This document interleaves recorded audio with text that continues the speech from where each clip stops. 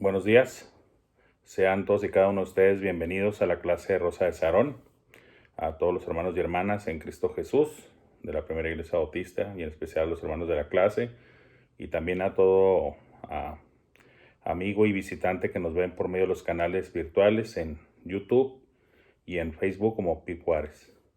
Sean todos bienvenidos y bueno, estamos viendo temas muy apropiados para esta época, la época decembrina, época navideña. Estamos hablando acerca de profecías que son irrefutables, y que apuntan a Jesús. Y ya vimos el domingo pasado el tema de Dios con nosotros, y ahora en este domingo toca un nuevo tema, que es luz en las tinieblas. Todos estos temas obviamente relacionados con Jesús. Recuerden, profecías que apuntan a Jesús, y estas mismas son irrefutables. Y bueno, ahora nos vamos a estar basando todavía una parte en Isaías y otra parte en el Evangelio de Juan. El tema de la luz y las tinieblas se da desde el mismo Génesis. Dios dice claramente, hágase la luz. Y Dios mismo hace una separación en lo que es el día, separando precisamente también el día de la noche. A la luz llamó día y a las tinieblas o a la oscuridad llamó noche. Y también en el tema de hoy, vamos a ver que esto tiene connotaciones hasta el día de hoy, que podemos entender que siempre Dios hace una separación. Hay mucho de dónde abarcar en este tema, hermanos, pero el enfoque principal para nosotros ahorita es en la persona de Jesús. Siempre ha estado relacionado el tema de que la oscuridad, las tinieblas, pertenecen a lo malo, y que la luz, especialmente la luz de Dios, representa precisamente a Dios, lo bueno. ¿Recuerdan lo que dijo Jesús cuando le estaba probando a una persona, cuando le dice, ¿por qué me llamas bueno? Bueno, solo hay uno, Dios. La luz representa a Dios. Y no solamente lo representa, sino que Él es la luz. Aún antes de crear la luz misma en el día de la creación, cuando uno, y en especial nosotros que podemos brincar de Génesis a Apocalipsis, hermanos y hermanas y amigos, tenemos esa gran ventaja. Siempre lo he mencionado yo en las clases de manera frecuente esto. Nosotros tenemos la bendición muy especial, hermanos, una bendición muy especial, de que podemos tener entre nuestras manos la palabra de Dios y lo que conocemos como la Biblia. Claro que Dios tiene más cosas que ha dicho y que dirá. El propio apóstol Juan lo dijo, ¿verdad? Que Jesús hizo muchísimas otras cosas más, pero solamente escogieron unas, no todas. El punto es que Dios mismo es la luz. Hacia el final del libro de Apocalipsis vemos que ya no habrá necesidad ni de sol ni de luna.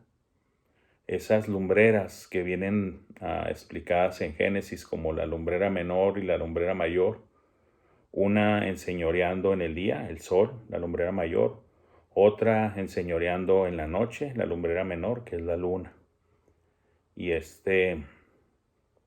pero antes de esas luces y aún antes de las otras estrellas y planetas que alumbran hacia la tierra, ya estaba en sí misma la existencia eterna de la luz de Dios. Dios va a iluminar a su iglesia, a los suyos, ya hacia la eternidad, porque Dios mismo va a iluminar la ciudad santa, la Jerusalén celestial. ¿Por qué? Porque aprendemos en la palabra de Dios que Él mismo es la luz y es la luz eterna. Por lo tanto, adentrándonos ya en este tema y con esta introducción, y de que también el hombre asocia hasta de forma, vamos a decirlo, coloquial o poética, el tema de la luz y la oscuridad. Se dice que cuando una persona muere, se llegó a usar la frase de que se apagó su luz, porque la luz también para los hombres a estas alturas está asociada a la vida. Se apagó su luz, se apagó su vida, y asocian la oscuridad con la muerte. Pero en el caso de los hijos de Dios, en el caso de las personas, hombres y mujeres, de todas las edades, que hayan recibido a Jesucristo, que hayamos recibido a Jesucristo en nuestro ser, en nuestra alma, en nuestro corazón, como dice Juan 1:12, claramente, mas a los que le recibieron, a los que creen en su nombre, les dio potestad de ser hechos hijos de Dios. A nosotros que creemos en el Hijo de Dios, realmente la muerte no representa que se apaga nuestra luz y vamos a las tinieblas, no. No, de hecho es lo contrario. Vamos a ir a la luz eterna, vamos a ir a la presencia misma de Cristo, como lo enseña el apóstol Pablo, que en el caso del creyente, cuando está presente en el cuerpo, o sea que está vivo en esta tierra, pues está ausente de Cristo, pero al estar ausente del cuerpo, o sea cuando ya fallece, está presente al Señor. Y estar ante el Señor es estar, vuelvo a repetir, ante su luz, porque Él es luz. Recuerden también a Moisés, cuando hablaba con Dios en el monte Sinaí, cuando Él descendía, su rostro emanaba luz, luz que se le impregnaba y tomaba prestada de la gloria de Dios, de tal manera que hasta tenía que ponerse un velo. Dios es luz. Entonces, cuando el creyente muere, pues si su vida representaba luz por ser de Cristo y tener a Cristo en su corazón ya de por sí, pues ya pasando a la siguiente etapa de la vida, que es la vida eterna, pues cuanto más va a estar todavía en luz, porque ya va a estar directamente en la presencia de nuestro Señor Jesucristo. Y esa es la esperanza que tenemos, ¿verdad? Que si cerramos nuestros ojos en este mundo, los abriremos ya ante la presencia de nuestro Dios. Sí, a lo mejor yo sé que algunos que vean este video y que tal vez no entiendan mucho de estas cosas van a decir, esa persona, ese Fernando Franco, no sabe lo que dice, ¿verdad? Está de presuntuoso, está de presumido, está pecando. Sí, yo soy un pecador, pero lo que dije es la verdad. La esperanza que tiene todo cristiano verdadero, no un cristiano nada más de nombre, no un cristiano de religión, sino un cristiano, un hijo de Dios, uno que tiene a Cristo en su alma y en su corazón. Tenemos la esperanza de que al cerrar nuestros ojos en este mundo los vamos a abrir ante la presencia de Dios de manera inmediata, ¿sí? Sin preámbulos, sin intermedios ni nada. ¿Por qué? Porque así lo enseña la palabra de Dios muy claro. Mencioné el ejemplo que enseña el apóstol Pablo y así es, inspirado por el Espíritu Santo. Vamos pues ya a entrar en materia, hermanos. Vámonos por ahí al pasaje de Isaías 9 del 1 al 3. Y por cierto, adelanto que no viene por completo, especialmente el versículo 1, le quita una partecita en la que menciona que esto que se menciona aquí es en Galilea, pero es por cuestiones de reducir el material de la exposición y enfocarnos específicamente en el del tema. Dice Isaías 9 del 1 al 3, adelantando que en el versículo 1 no está completo.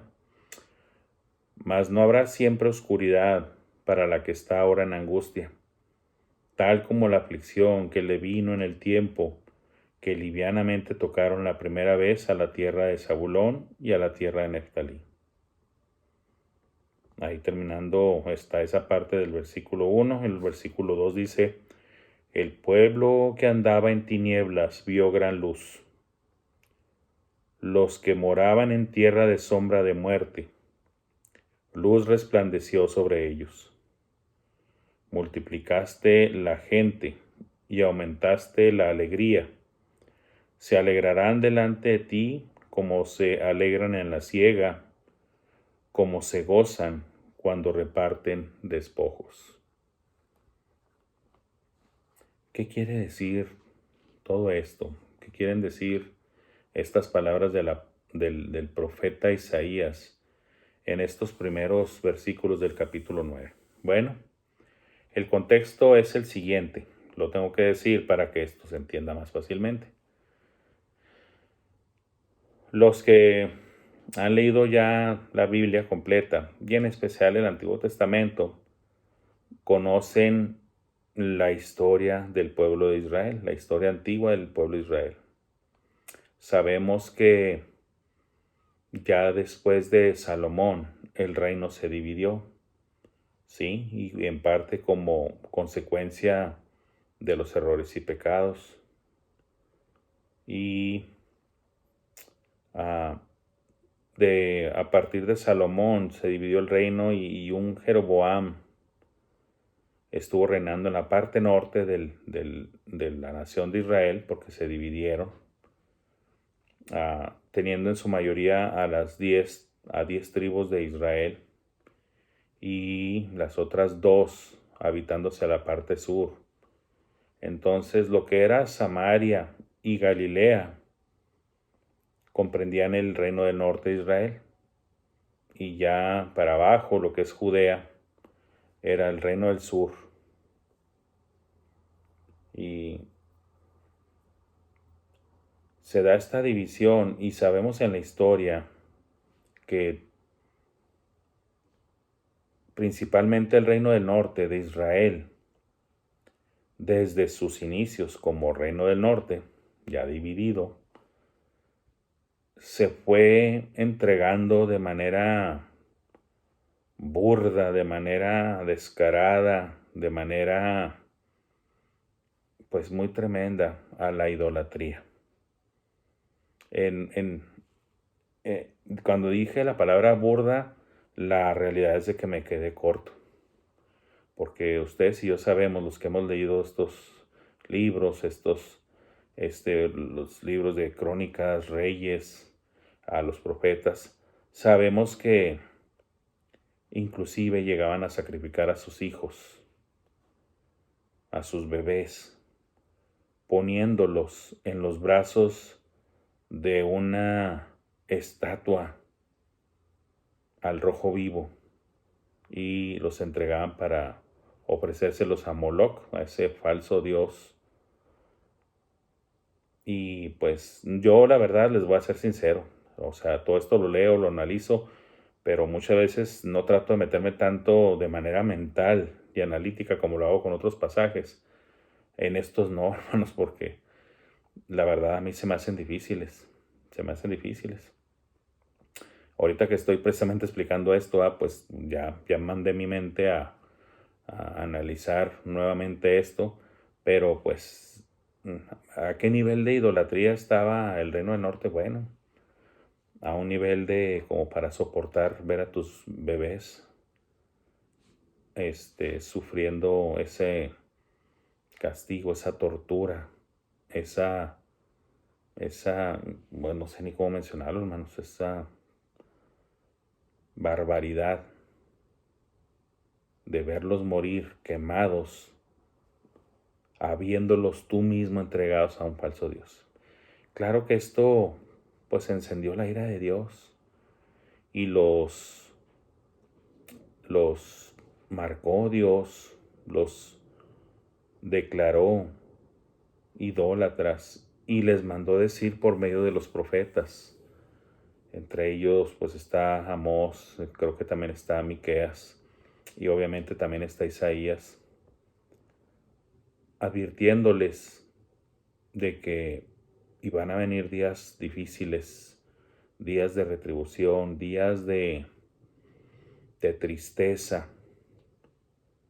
Y pues obviamente en este contexto en el que está sucediendo estas palabras de Isaías, es en ese contexto, cuando el reino del norte está sufriendo las incursiones de los asirios y están matando a su gente y se van a llevar a algunos cautivos a Asiria, desterrados de su tierra, la cual Dios les dio siglos atrás, y que ellos no supieron valorar, y que tampoco supieron hacerle caso a su Dios, que tan claro dijo: cuando entres a esta tierra, no hagas conforme a las naciones, no creas ni adoptes sus ídolos, sus falsos dioses, no lo hagas. Pero los israelitas siempre terminaban haciendo lo que no debían de hacer. Ahora, no nos admiremos de los israelitas, también nosotros eso lo hacemos muchas veces, muchas veces. Y bueno, vamos a aclarar algo aquí, porque les digo que podemos caer en errores muchas veces de interpretación. Estas palabras que ya se empiezan a dar aquí, pues sí habla de que en ese momento están en oscuridad, en angustia, en aflicción. Si se fijan en el primer versículo, maneja todos estos términos. Y luego ya después en el versículo 2 cambia a hablar de profecía. Pero aunque está hablando de una profecía que es a futuro, describe un evento a futuro, pero como si también ya fuera algo pasado. O sea, en pocas palabras, el Espíritu Santo lleva a Isaías a ver algo futuro, pero tan a futuro que él ya lo ve inclusive de más a futuro hacia atrás. Las dos cosas son futuras y no quiero reburujarlos, hermanos. Él da una visión de algo que viene a futuro, pero él mismo estando todavía más a futuro, que eso futuro lo ve hacia atrás, como algo que acontece o que ya aconteció. ¿Sí? Pero miren, vámonos así rápido en esta porción. Mas no habrá siempre oscuridad. O sea, en pocas palabras, este castigo no es para siempre. Ahora, déjenme decirles algo. El análisis del contexto nos aclara que estas no son palabras para los idólatras, para los perdidos, para los abominables, para los que entregaron a sus hijos a Moloc y que adoraron a Astarte y que adoraron a Baal y a toda esa bola de ídolos falsos. No, las promesas no son para los perdidos. No lo fueron ni lo son en la actualidad. Las promesas de que el dolor y el mal va a pasar y de que vendrá lo bueno, lo inmortal, lo santo, el gozo, la vida. Esas no son promesas ni nunca fueron para los perdidos. Siempre son para el pueblo de Dios, para el remanente de Dios. Que no quiero entrar mucho en otros temas que se pueden meter aquí, pero de forma muy resumida les puedo decir así, súper resumida, Dios siempre tiene un remanente, siempre. ¿Qué es un remanente? Pues como lo dice el nombre, algo que permanece ahí y normalmente, denota un grupo menor, comparado, o sea, o relativo a al grupo grande que siempre se pierde. También lo vemos en las palabras de Jesús en el Nuevo Testamento, en los Evangelios. Son más los que se pierden que los que se salvan, ¿verdad? Eso es así la proporción bíblica. No porque yo quiera condenar a gente, no. No, el deseo de Dios mismo es que todos se salven y que todos procedan al arrepentimiento. Ese es el deseo de Dios. Pero Dios no forza. El hombre debe decidir. Dios pone todo para que se dé la salvación, pero el hombre debe decidir. Dios lo deja que él decida. ¿Sí? Y entonces estas palabras consideren que están dirigidas a ese remanente. Siempre hubo. Dios lo dice varias veces, inclusive a los mismos profetas, que en ocasiones los propios profetas llegaban a pensar que estaban ellos solos en el mundo nomás a favor de Dios y que todos los demás perdidos. Y Dios les aclaraba de que no, espérate, yo tengo pueblo todavía, tengo un remanente. Siempre entre toda la bola de perdidos, idolatras, idolátricos y que sean barbaridades y abominaciones, Dios siempre se reservaba, siempre tenía un pueblo fiel que no doblaba rodilla ante los ídolos, no doblaban rodilla ante los ídolos, no se entregaban a la vida licenciosa, pecaminosa, extraviada, como sus demás compatriotas, no lo hacían. Dios siempre tenía un remanente y siempre lo ha tenido y siempre lo tendrá. Siempre lo tendrá. De hecho, la iglesia misma también es un remanente de Dios, un grupo rescatado por Dios. ¿Sí? Por eso, esta promesa de que a pesar de que están sufriendo esta invasión a Siria y de que han de ser deportados y que por años van a estar fuera, mas no habrá siempre oscuridad para la que está ahora en angustia, tal como la aflicción que le vino en el tiempo que livianamente tocaron por la primera vez a la tierra de Zabulón y a la tierra de Neftalí. Y luego viene esta porción: el pueblo que andaba en tinieblas vio gran luz, los que moraban en tierra de sombra de muerte.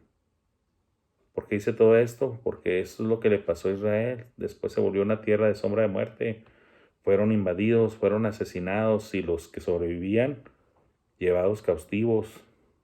El pueblo andaba en tinieblas, el pueblo que andaba vio gran luz. Y recuerden que estas palabras de Isaías también se citan en el Nuevo Testamento como un cumplimiento. ¿Y cuál es ese cumplimiento de que el pueblo que andaba en tinieblas vio gran luz? ¿Cuál es esa gran luz? Jesucristo, el Mesías, es la luz que vio el mundo. Y no solamente esta tierra, sino todo el mundo. Los que moraban en tierra de sombra de muerte, luz resplandeció sobre ellos. Multiplicaste la gente y aumentaste la alegría. Se alegrarán delante de ti como se alegran en la siega, como se gozan cuando reparten despojos. Utilizando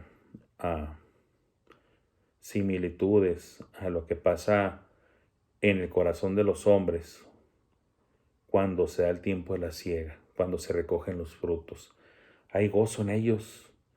Han estado trabajando y trabajando y trabajando y esperando y esperando y esperando lluvias, que pasen los meses y todo con el propósito de que los frutos se logren y venga el tiempo de cosechar.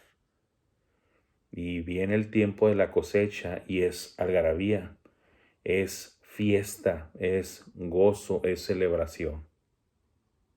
Y también ya en la parte militar, que es lo que utiliza aquí, cuando habla de cómo se gozan cuando reparten despojos. Eso habla del botín, de lo que se obtiene al ganar una guerra. Vences al enemigo y todo lo que el enemigo tenía, todas sus propiedades, sus riquezas, sus joyas, su dinero, sus ganados, todo pasa a ser tuyo.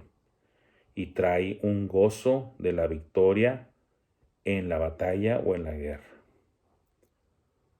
En pocas palabras, está dando un mensaje de que ahorita tú estás viendo que la tierra está sufriendo, tu tierra está sufriendo, está padeciendo esto, pero esto no es para siempre. Dios promete de que va a traer algo que va a llenarlos de gozo, que los va a llenar de alegría profunda, como cuando es el tiempo de la siega, como cuando es el tiempo de que repartir despojos. ¿Sí? Eso es lo que significa este pasaje de Isaías. ¿Y a quién apunta? ¿Cómo es el tema? Irrefutables profecías que apuntan a Jesús. Esta gran profecía apunta a Jesús, quien es la luz del mundo. Yo soy la luz del mundo, dice el Señor. Claramente lo dice y lo declara en el Nuevo Testamento. Y ahora, hablando del Nuevo Testamento, nos vamos a Juan 1, del 1 al 4. Juan 1, del 1 al 4.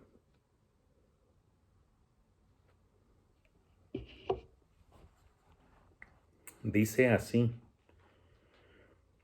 en el principio era el Verbo, y el Verbo era con Dios, y el Verbo era Dios. Este era en el principio con Dios. Todas las cosas por Él fueron hechas, y sin Él, nada de lo que ha sido hecho fue hecho. En Él estaba la vida, y la vida era la luz de los hombres. Se dice que estos primeros versículos de Juan 1 son uno de los versículos más debatidos, más discutidos y más tratados de interpretar en la Biblia. Son inclusive fuente de controversias.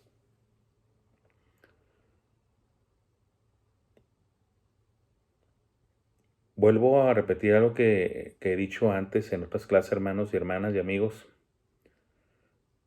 Nunca me voy a cansar, pienso yo, de repetir que si la gente fuera disciplinada, si la gente fuera sin prejuicios, sin estar predispuestos, sin estar contaminados de tanta tontería religiosa que les meten.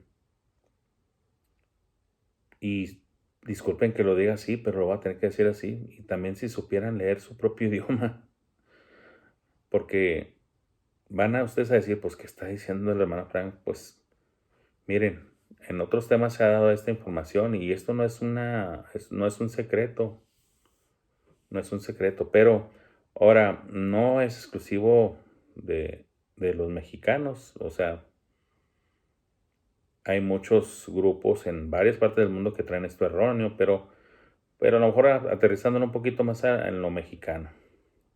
Se dice que los mexicanos casi no leen. El promedio de libros que lee un mexicano hace unas décadas, pues era un libro al año. Creo que ya aumentó el número, no quiero mentirles, 2 o 3 libros al año en promedio lo que lee un mexicano. Pero comparado contra otros países del mundo, que son 10, 15, 20 libros al año, pues eso habla de la cultura de cada país. Y de por sí, como mexicanos, y me incluyo, que aunque usted diga, no, hermano, yo leo muchos libros, pues está bien, pero a fin de cuentas, la suma y el promedio lanza de que en México se leen muy pocos libros al año. ¿Qué estoy diciendo con esto? Que ya de por sí, como pueblo, como nación, como identidad nacional, traemos arrastrando una cultura de no leer. Y lo poco que leemos, pues yo creo que está muy impregnado de errores, de leer mal. Y con prejuicios y predispuestos y contaminados ya con ciertos pensamientos, pues se empeora la situación. Por eso, cuando una persona empieza en las cuestiones del Señor, empieza a aprender la palabra de Dios, se recomienda que la Biblia que tenga que no tenga comentario bíblico, que no tenga un comentario expositivo. ¿Por qué? Porque, pues ahora sí, dependiendo del autor de los comentarios, que igual puede ser un hombre muy sano en doctrina, pero como también puede ser alguien que trae errores doctrinales. El caso es de que va a generar una, vamos a decirlo así, un tipo de dependencia o adicción de que ese nuevo creyente, hombre o mujer, va a querer siempre recurrir a los comentarios de ese autor para querer entender un pasaje, cuando la realidad es de que con un poco más de disciplina y de leer detenidamente y de conocer su propio idioma. ¿Y cómo conocemos nuestro propio idioma? Yo tampoco conozco mi idioma, hermanos, al 100%, ni nadie lo conoce al 100%, ese 100% no existe. Y como no existe, pues significa que todos tenemos que recurrir tarde o temprano a tal vez al diccionario a ver qué significa cierta palabra, porque esa es la otra. Se da un fenómeno también muy curioso. Tú puedes llegar a crecer y con el pasar de los años tener un concepto de una palabra y que no precisamente sea el adecuado o el correcto, y después, muchos años después, descubrir de que todo el tiempo creíste mal en esa palabra, que no significaba realmente lo que tú creías que significaba. A mí me ha pasado, hermanos, y sé que también a otras personas es algo común. Y mientras no descubras el verdadero significado de esa palabra, cuando la leas y sobre todo que te toque en un pasaje bíblico, pues ya entendiste mal ese pasaje bíblico porque tu concepto de cierta palabra está equivocado. Por lo tanto, ya por consecuencia, la interpretación del pasaje está equivocada.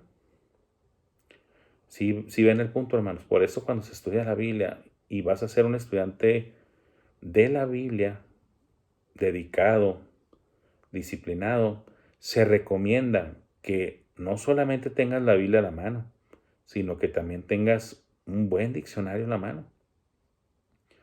Ahora, estamos hablando de cuando ya una persona se está preparando o que se va a dedicar a entrarle fuerte al estudio de la Biblia. Cuando ya eres una persona que está habituada a meterte en la Biblia, ya puedes agregar, o se podría decir que sin tanto riesgo, podrías agregar ya un diccionario bíblico o también un diccionario teológico, una buena concordancia. Yo en lo personal pues recomiendo la de Strong con todo lo que sus definiciones de cada palabra hebrea y griega de la Biblia. Aunque también tiene partes de arameo, ¿va? Y un buen diccionario, obviamente pues en el idioma nativo de la persona que está estudiando. Bueno, en este caso de nosotros pues en español, un diccionario de español, para que cuando una palabra se nos haga difícil, no asumamos que sabemos el concepto o la definición de la palabra y tal vez hasta por flojera o por no querer perder el hilo de algo, no ir a buscar el significado. No, saben que lo mejor es detenerse e ir a buscar el significado para que ahí mismo ya saques el provecho debido de la palabra de Dios, ahora sí entendiéndola de manera correcta. Porque de eso de que lo veo después, déjenme decirles, y ustedes lo saben, no me van a dejar mentir, tal vez ese después no llegue, ¿verdad? Ya te vas a dedicar a otras cosas y no lo vas a completar. Se dice que los tiempos que usan estos verbos de era, la palabra era, el verbo era, y que se utiliza aquí 3 veces, está en el tiempo imperfecto, lo cual implica, y no soy maestro de español, ¿verdad? Pero implica que es un pasado continuo, que no es un pasado definido que nomás pasó una sola vez en el tiempo, sino que es un pasado continuo. Es el tiempo imperfecto de era. O sea, de que siempre era y continuaba siendo. Y esto pareciera de que, bueno, ¿y eso qué tiene que ver? Bueno, tiene mucho que ver, porque esto habla precisamente de la eternidad del verbo. Ya no me refiero al verbo de acción, sino a el verbo. con B, con V, pero pues está en mayúscula. El Logos, o sea, Cristo. En el principio era el Verbo, y el Verbo era con Dios, y el Verbo era Dios. Juan escogió, bajo la inspiración del Espíritu Santo, todas y cada una de estas palabras. Nada de que, como algunos erróneamente creen, de que, sí, Jesús es muy antiguo y Dios lo utilizó para ser el medio de la creación. Y menciona algo interesante el autor, me gusta el ejemplo que él puso, lo ven como de la siguiente manera, como una ilustración de la siguiente manera, como que Dios es el artista y de que Cristo es el pincel con pintura y de que la creación es el cuadro de la pintura resultante. O sea que es Dios y Cristo solamente un instrumento, un medio por el cual se creó algo. Eso no es lo que dice aquí Juan. Vuelvo a repetirlo. El tiempo imperfecto del verbo era indica de que ahí siempre estuvo, siempre fue, siempre era y continuamente era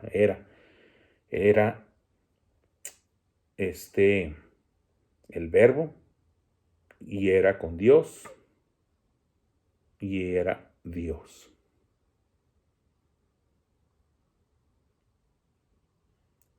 También se ve esto reflejado en Génesis, porque aquí a decir que el verbo, que estás hablando de una entidad, de una persona, el logos, y también mencionas a Dios, tú dices, pues estás hablando de dos entidades diferentes. Sí, estás hablando de dos entidades diferentes como personas, pero siendo un solo Dios, lo que es el concepto de la Trinidad.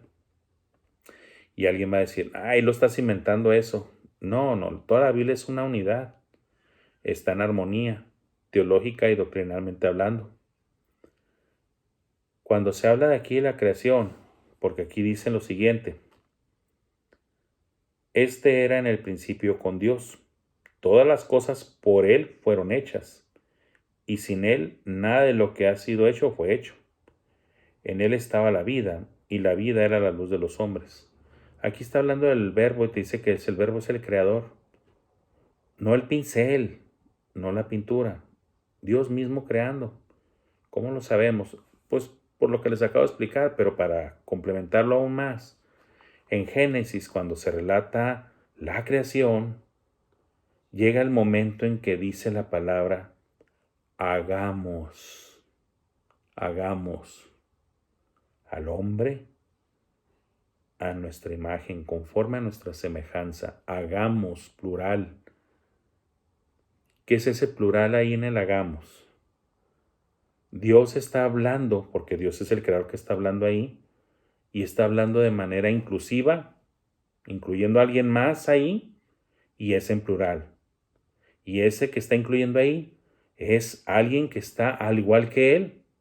Porque si tú vas a hacer a alguien, o sea, en este caso al hombre, y tú dices a nuestra imagen, o sea que el, el, el plural que está hablando ahí, de los que están ahí, y sabemos que la Trinidad, las tres personas de la Trinidad entran en juego en la creación, porque te lo menciona Génesis 1, en el plural, precisamente. El Espíritu de Dios estaba paseándose sobre las aguas y se empieza a dar lo de la creación. Y Dios habla y dice, hágase la luz. Y Dios dijo, hágase la luz. Pero fue Dios el que dijo. Sí, pero Juan te dice que todo fue hecho por medio de Cristo. Y por Cristo mismo. Entonces dices, bueno, ¿fue Dios o fue Cristo? Pues es Dios, nomás hay un solo Dios, pero en tres personas. Tres personas que comparten, porque al decirlo de manera así, hagamos al hombre a nuestra imagen. Nuestra imagen. tienen la misma imagen, conforme a nuestra semejanza, o tienen la misma semejanza. Un solo Dios en tres personas. El Verbo es Dios. Este era en el principio con Dios y todas las cosas por Él fueron hechas.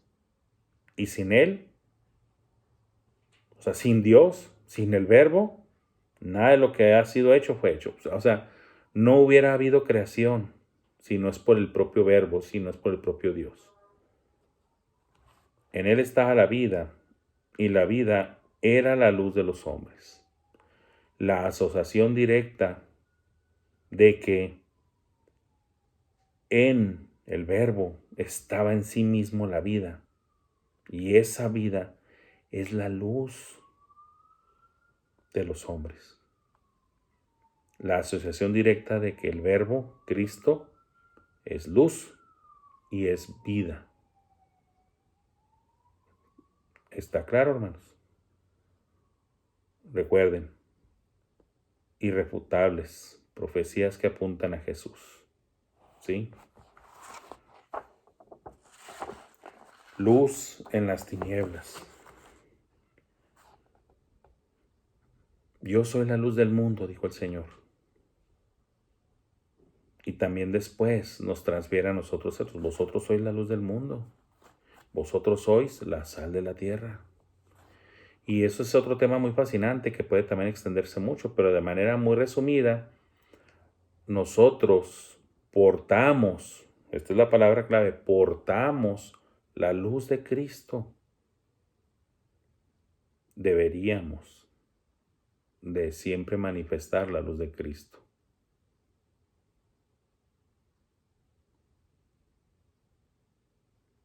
La luz aparta, quita, obstaculiza las tinieblas, la ignorancia, el pecado, lo malo. Y la sal, pues la sal preserva. Lo que pasa es que nuestro concepto de la sal ahora está más actualizado, ¿verdad? Pero aunque sabemos, y la Biblia también lo menciona, de que la sal sirve para sazonar, para dar sabor, para que algo sepa bien, la realidad es de que en los tiempos en los que se escriben estas porciones bíblicas en las que Jesús dice la sal del mundo, la sal era más comúnmente utilizada para preservar alimentos, para que no se pudrieran, para que no se descompusieran. Somos preservadores. Y preservar algo, en cierta manera, es mantenerlo vivo. ¿Sí? Esto es lo que significan estas porciones bíblicas, ¿verdad? En Él estaba la vida y la vida era la luz de los hombres. Por eso decimos que en el caso del cristiano, el cristiano anda en luz, dice la palabra de Dios. Andar en luz y no en las tinieblas. Son consejos apostólicos inspirados en el Espíritu Santo de siempre estar invitando al cristiano a andar en luz, a andar en Cristo, ¿sí? Como de día y no como de noche. Es curioso que hablamos de luz divina, pero también entra en juego usar palabras como la luz del día o las tinieblas de la noche, que son cosas a las que sí estamos acostumbrados, como el uso de las parábolas, una explicación de una enseñanza espiritual o en el ámbito de espiritual, pero explicándola con términos y palabras y conceptos del ámbito terrenal, para que el hombre pueda entenderlo de una manera más fácil. Sí, eso es lo que explica la Biblia, que era el propósito de las parábolas. Y también el propósito de filtrar. El que verdaderamente tenía interés en las cosas de Dios. El que verdaderamente tenía sed y hambre de Dios. Equivale a aquel que va a indagar en las parábolas para encontrar los secretos del reino. Por eso es un filtro. Y por eso al que realmente no le interesaban las cosas de Dios, las parábolas no las iba a entender y por lo tanto no iba a recibir el mensaje, no iba a recibir el Evangelio. ¿Y para qué es el Evangelio? Para salvación de los hombres. Y vamos a la última porción ya, hermanos. En los siguientes versículos, ahí mismo en Juan 1, pero ahora del 5 al 9. Dice así: La luz en las tinieblas resplandece, y las tinieblas no prevalecieron contra ella. Hubo un hombre enviado de Dios, el cual se llamaba Juan. Este vino por testimonio, para que diese testimonio de la luz, a fin de que todos creyesen por él. No era él la luz, sino para que diese testimonio de la luz, aquella luz verdadera que alumbra a todo hombre, venía a este mundo. Está hablando en sí de la propia personificación de la luz verdadera. ¿Quién es la luz verdadera? Dios es la luz verdadera. Dios es la luz verdadera. Y lo expliqué hace rato. Dios creó la luz, y hablando en términos diferentes de luz, pues creó las lumbreras, el sol, la luna, las estrellas, para que alumbrasen, ¿verdad?, hacia la tierra, unas en el día, otras en la noche. Dios separa el día de la noche, la luz de las tinieblas, pero Dios mismo es una luz y es luz eterna, ¿sí? En los tiempos de Juan el apóstol, el que escribe el Evangelio de Juan y que estamos analizando ahorita, ya existían unas herejías. Y a mí también ya una vez me tocó leerlas precisamente en un artículo que de volada o rápidamente me prendió un foco rojo cuando estaba leyéndolo. Y ya me los topé en pocas palabras ya en persona, en medio de un artículo. Y estoy hablando de ahorita, hermanos, de ahorita. Pero obviamente, como dicen, el enemigo siempre usando las mismas viejas mañas y los mismos viejos ataques, ¿verdad? Las mismas viejas herejías.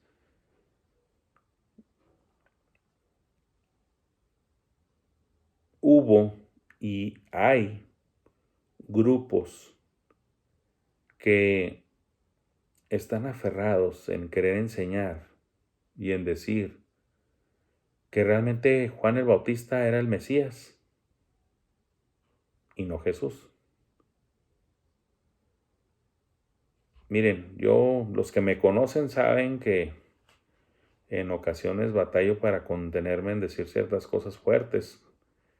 Y no estoy hablando en sí ya de grosería ni nada, sino de hablar fuerte contra herejías, contra sectarios, contra hijos del diablo, siervos del diablo, que inclusive en veces están disfrazados de pastores o de misioneros o de hermanos y hermanas devotos. No se sorprendan, hermanos, la Biblia nos lo aclara. Satanás se viste de ángel de luz. Y como dice otra porción de la palabra,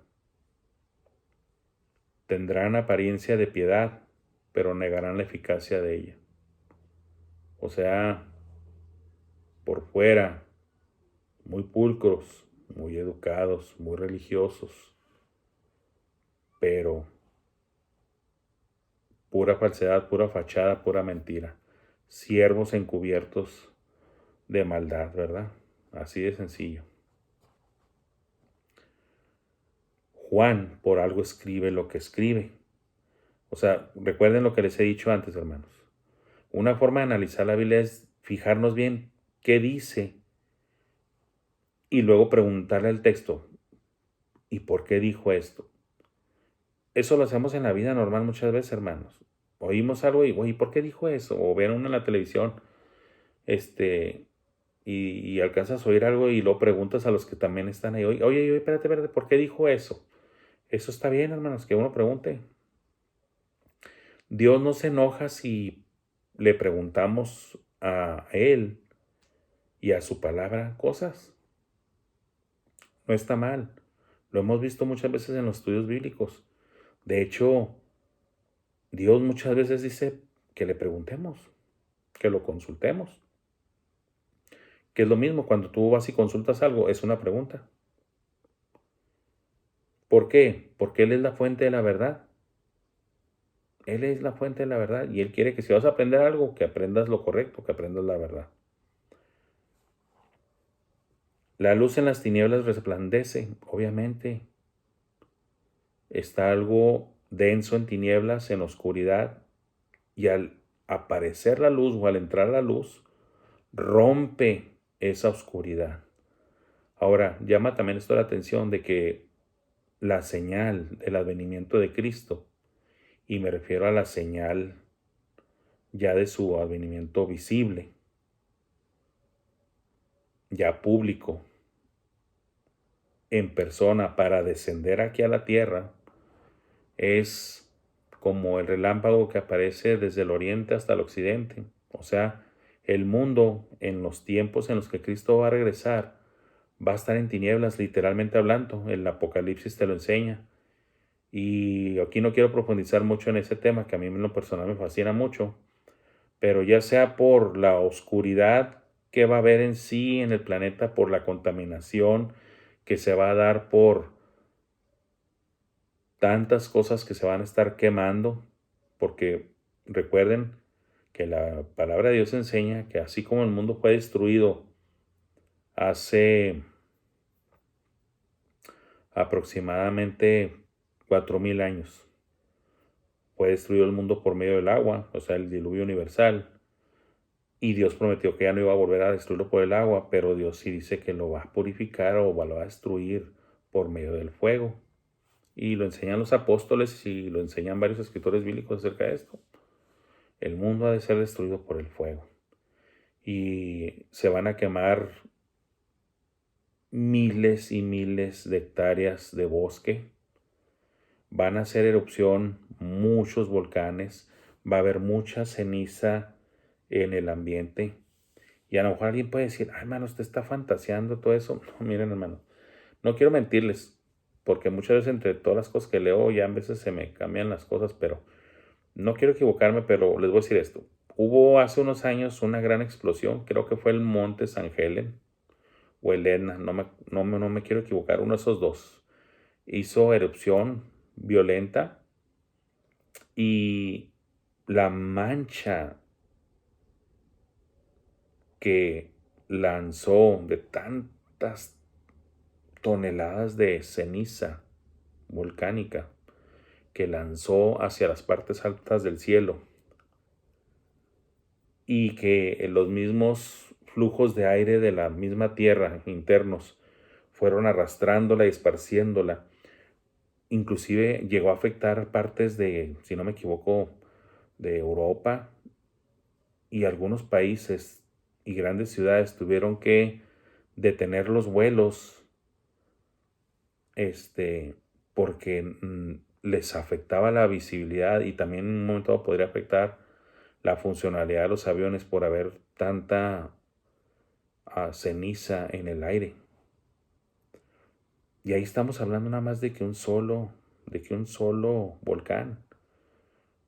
Cuando venga el tiempo de previo a la venida de Cristo, se van a activar. Bueno, ya de hecho ahorita déjenme decirles que están varios volcanes activos, bastantes volcanes activos.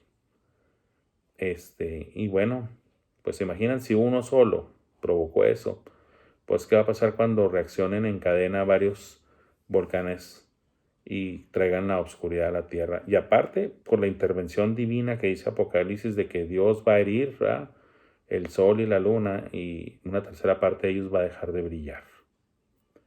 Que ya es un tema también fascinante, ¿verdad? Pero, ¿qué estamos diciendo? La luz en las tinieblas resplandece. Cuando Cristo venga, va a resplandecer como el rayo que penetra en la oscuridad desde el occidente, del oriente al occidente. Pero cuando Cristo vino, hermanos, su primer advenimiento, su primer venida como hombre a este mundo, o sea, hace 2000 años, Él mismo vino e irrumpió, siendo Él la luz. Dios mismo irrumpió en las tinieblas del mundo pecador. Recuerden, se asocia a las tinieblas y la oscuridad con el pecado, con lo perdido. Pero Cristo es la luz. Cristo es la luz divina. Y así como cuando Él regrese en su segunda venida, todo un ojo le verá, el cielo va a brillar porque está oscuro y va a penetrar Cristo con su luz y con la luz también que Él mismo presta e irradia a todos sus santos, porque va a ser una procesión celestial descendiendo a la tierra. Así como vemos que el cielo se ilumina con los rayos, Cristo con toda su corte va a irrumpir en la tierra, la cual va a estar en tinieblas. Pero así también ya sucedió hace 2000 años.